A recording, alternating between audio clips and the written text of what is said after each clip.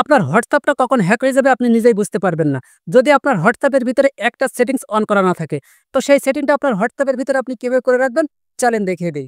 ওকে, প্রথমে আপনার ফোনে হোয়াটসঅ্যাপটা আপনি ওপেন করে নিবেন। এরপর এখানে 3 ডট দেখতে পারবেন, আপনারা এই 3 ডটের উপরে ক্লিক করবেন। এরপর এখানে সেটিংস অপশন দেখতে পারবেন, আপনারা এই সেটিংস অপশনে ক্লিক করবেন। এরপর এখানে অ্যাকাউন্ট অপশন দেখতে পারবেন, আপনারা এই অ্যাকাউন্ট অপশনে ক্লিক করবেন। এরপর এখানে 2 স্টেপ ভেরিফিকেশন আপনারা এখানে ক্লিক করবেন। এরপর এখানে দেখেন যে টার্ন অন আছে, আপনারা এখানে ক্লিক করবেন। এরপর এখানে আপনারা 6 ডিজিটের একটা সংখ্যা দিয়ে দিবেন, যে সংখ্যাটা আপনারা মনে রাখতে পারেন। এরপর আবার আপনারা সেম সংখ্যাটা এখানে দিয়ে নিবেন। দেওয়ার পরে এখান থেকে আপনি সেভ অপশনে ক্লিক করে দিবেন। এরপর আপনি 2 স্টেপ ভেরিফিকেশনটা যদি আপনি ইমেইল অ্যাড্রেসে নিতে চান, তাহলে আপনারা অ্যাড ইমেইলে ক্লিক করবেন। আর যদি না নিতে চান তাহলে আপনারা স্কিপ অপশনে ক্লিক করবেন। এরপর আবারও স্কিপ ইমেইল এখানে ক্লিক করবেন। ওকে, এখন কিন্তু আপনাদের হোয়াটসঅ্যাপের 2 স্টেপ ভেরিফিকেশনটা অন হয়ে গেছে।